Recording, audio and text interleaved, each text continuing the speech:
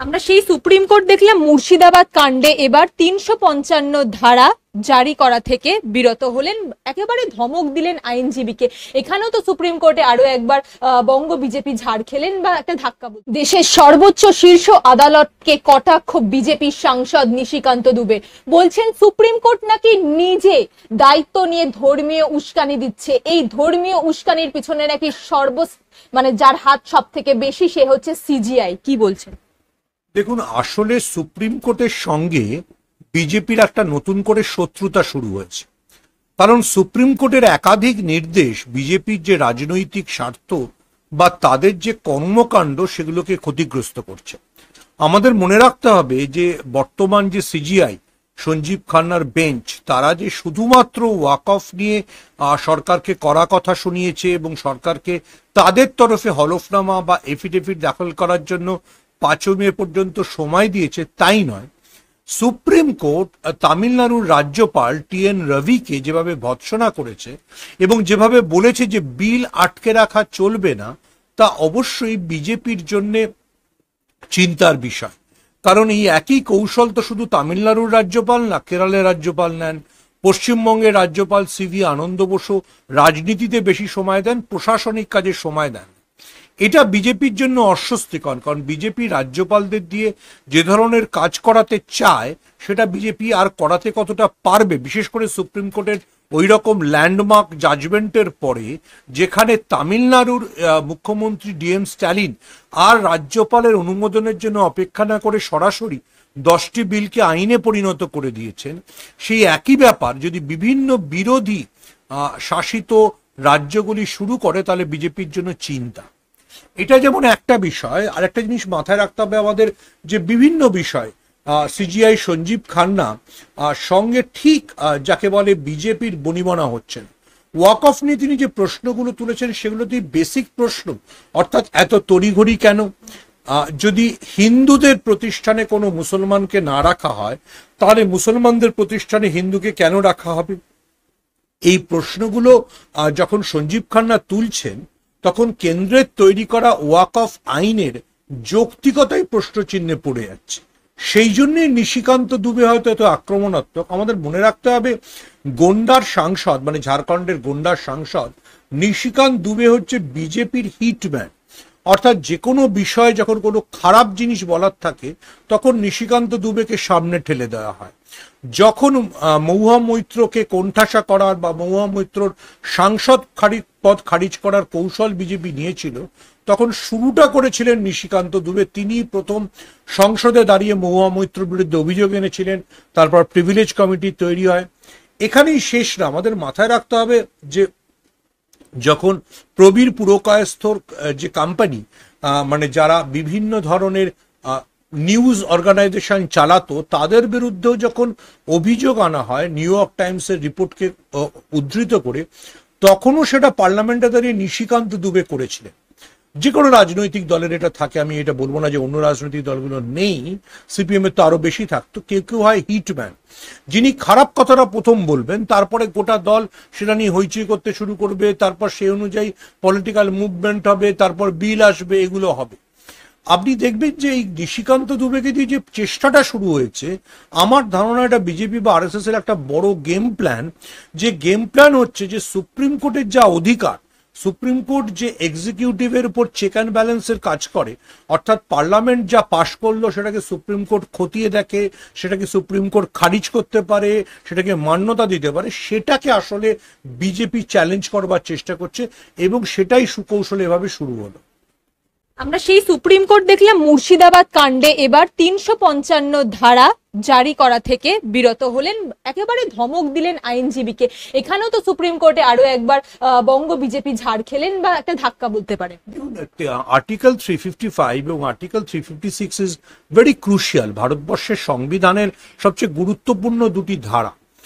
কোনো রাজ্য সরকারের বিরুদ্ধে কি ধরনের অভিযোগ এলে সেখানে আর্টিকেল 355 প্রয়োগ করা সম্ভব, সেটা সম্পর্কে আমার ধারণা বিজেপির নেতাদের কোনো ধারণা নেই। আচ্ছা, তাৎপর্যপূর্ণভাবে এটা আমাদের মনে রাখতে হবে যে বিজেপি যতদিন বিরোধী আসনে ছিল তারা আর্টিকেল 355 বা আর্টিকেল 356 এর বিরোধী ছিল। তাদের সে সময় বক্তব্য ছিল যে কংগ্রেস বিভিন্ন রাজ্যে, বিশেষ করে বিজেপি শাসিত রাজ্যে আর্টিকেল 355 বা আর্টিকেল 356 প্রয়োগ করে তাদের রাজ্য সরকারগুলিকে বরখাস্ত করছে বা ব্যবস্থা নিচ্ছে। ফলে এখন বিজেপি নিয়ে যদি পশ্চিমবঙ্গের ক্ষেত্রে আর্টিকেল 355 প্রয়োগ করার জন্য আদালতে যায়, তাহলে তাদের প্রথম বুঝতে হবে যে আর্টিকেল 355 একটা কেন্দ্রের জন্য লাস্ট টুল, যাকে বলে সংবিধানের শেষ টুল। যখন মনে হচ্ছে যে সেই রাজ্য সরকারের সমস্ত কিছু ফেলিওর হয়ে গেছে, ব্রেকডাউন হয়ে গেছে, আম্বেদকর কনস্টিটিউশনাল ব্রেকডাউন শব্দটাই ব্যবহার করেছেন, তখন আর্টিকেল 355 আর্টিকেল 356 প্রয়োগ করা যায়। এবার বিজেপির হচ্ছে তো কোনো খেয়ে দিয়ে কাজ নেই, যে কোনো ইস্যুতেই আদালতে চলে যায়। এই ইস্যুতেও সুপ্রিম কোর্টে চলে গেছে। যদি দুটি জেলায়, মানে এটা আমাদের তাত্ত্বিকভাবে বুঝতে হবে, যদি দুটি জেলায় সাম্প্রদায়িক হিংসার জন্য সেখানে আর্টিকেল 355 প্রয়োগ করতে হয়, তাহলে মণিপুরে কি হবে? তাহলে তো মণিপুরে ইউনাইটেড নেশনসের বাহিনী ডাকতে হবে। আমার মনে হয় যে সুপ্রিম কোর্ট এখনো অব্দি ভারতবর্ষের এতটা অবিবেচক নয়, সেই জন্যই তারা শোনামাত্র এই 355টা বাতিল করে দিয়েছে। এবং সুপ্রিম কোর্টে এই ধরনের প্রত্যাখ্যানটা বিজেপির নেতারা নিতে পারছে না। পশ্চিমবঙ্গ বিজেপি কথা ছেড়েই দিন, সেই জন্য নিশিকান্ত দুবের মতো বিজেপি বা গেরুয়া শিবিরের হিটম্যানরা রাস্তায় নেমে পড়েছে।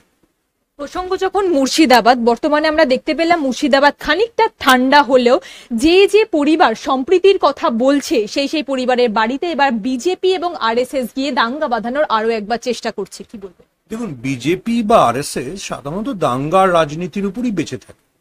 আপনি যদি ভারতবর্ষের রাজনীতিতে বিজেপির উত্থান দেখেন, তাহলে দেখবেন যে গোধরা রায়েট বা গোধরা দাঙ্গা নরেন্দ্র মোদীকে তার মানে পোলারাইজেশনের আইকন হিসেবে তুলে ধরেছিল।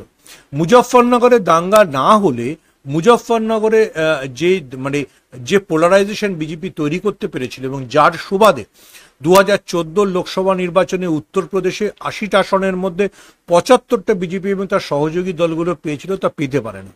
যদি আসামে দাঙ্গা না হতো, তাহলে সেখানে কংগ্রেসকে সরিয়ে বিজেপির জন্য আসা বিরাট কঠিন ব্যাপার ছিল। কিন্তু পশ্চিমবঙ্গে এখনো তারা সেই সুযোগ পাচ্ছে না। ফলে দাঙ্গা ছাড়া বিজেপির পক্ষে পলিটিক্সটা করাটা মুশকিল। এবং বিজেপি সবসময় দাঙ্গাকে প্রমোট করতে চায়, আরএসএস সবসময় দাঙ্গায় উৎসাহ দেয়। আমাদের ভুলে গেলে চলবে না সেই বিশ্ব সাহানি কবে তামাসের মতো সিরিয়াল বানিয়েছিলেন, যে ওই 1946-এর সময়টায় কিভাবে বিজেপি দাঙ্গাতে উৎসাহ দেয়। বিজেপির দাঙ্গার প্রোটোটাইপ আছে। মসজিদের সামনে যাবে, সেখানে উত্তেজনা তৈরি করবে। মসজিদের সামনে দরকার হলে মুসলমানরা যে মাংসটা অপছন্দ করে সেই শুয়োরের মাংস ফেলে আসবে, তাই নিয়ে টেনশন তৈরি হবে, এবার সংঘর্ষ হবে, সেই সংঘর্ষ থেকে দাঙ্গা হবে। এটি বিজেপির প্রোটোটাইপ। বিজেপি প্রোটোটাইপটাতেই অপারেট করে। সেই প্রোটোটাইপেই বিজেপি মুর্শিদাবাদেও করবার চেষ্টা করছিল বা করছে এখনো। সেখানে যদি কেউ সাম্প্রদায়িক সম্প্রীতির কথা বলে, দুই সম্প্রদায় পাশাপাশি শান্তিপূর্ণভাবে সহাবস্থান করে, তাই তো করছিল, এপ্রিলের আগে তাই তো করছিল, সেটা বিজেপির জন্য মানে অসহ্য বিষয়। বিজেপি সবসময় এই মেরুকরণের রাজনীতি, এবং আবারও বলছি, দাঙ্গা না হলে বিজেপিকে কে ভোট দেবে? দাঙ্গা হলেই বিজেপি হিন্দুদের কাছে গিয়ে বলতে পারে, দেখো আমরা তোমাদের সুরক্ষার ব্যবস্থা করছি। অনেক সময় হিন্দুরা বুঝতেও পারে না সেটা বিজেপি যে হিন্দুদের সবচেয়ে বড় শত্রু, তারাই যে দাঙ্গাটা বাঁধিয়েছে, এবং দাঙ্গাটা বাঁধিয়ে যে তারা এই সাম্প্রদায়িক মেরুকরণটা করছে, সেটা অনেক সময় অনেকে বুঝতে পারে। একেবারে শেষ প্রশ্নে যাব। মুর্শিদাবাদ কাণ্ড ঘটনার পর শুভেন্দু অধিকারীর একেবারে মাস্টার স্ট্রোক। 2026 বিধানসভা ভোটের আগে আপাতত তিনি বলছেন রাজনৈতিক কর্মসূচিতে না।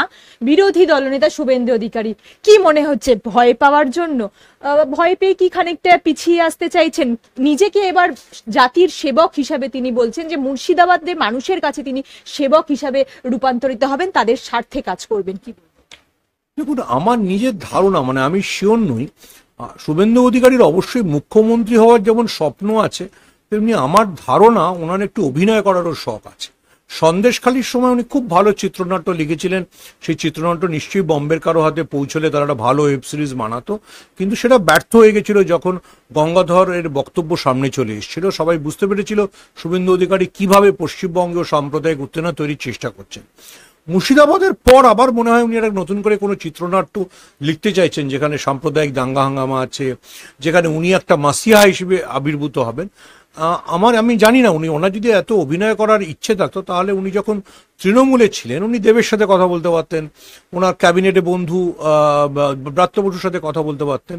ওনার এই অভিনয়ের যে চেষ্টাটা, মাসিহা হয়ে ওঠার চেষ্টাটা, সেটা মাঝে মাঝে যদি উনি রাজনীতির সঙ্গে ককটেল দিয়ে প্রয়োগ করেন, তাহলে ওনাকে বুঝতে হবে ওনার পরিণতি কিন্তু ওই মানে বিহারের থেকে দিল্লিতে যাওয়া নেতা মনোজ তিওয়ারি বা রবি কিষানদের মতোই হবে, যারা বিজেপিতে শেষ পর্যন্ত হালে পানি পেল না।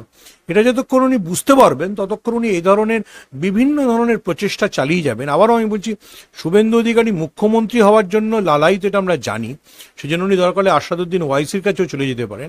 এখন যিনি অভিনয়ের জন্য চেষ্টা করছেন সেটাও আমি জানতাম না, হাবভাব থেকে মনে হচ্ছে যে উনি একটা নিজেকে অভিনেতার পর্যায়ে তুলে নিয়ে যাবেন, হতে পারে। দেখুন, পাশে রুদ্রনীল ঘোষ, অগ্নিমিত্রা পল এসব থাকলে একটু গ্ল্যামারের দিকে চোখ যায়, মনে হয় রাজনীতি কেন করব, অভিনয় করি, আমি একটা হিন্দু সমাজের দেবতা হয়ে উঠবো, তারপর সন্ন্যাসী রাজার মতো আমি আসবো, আবার আমি আসিয়াছি ফিরিয়া টাইপের।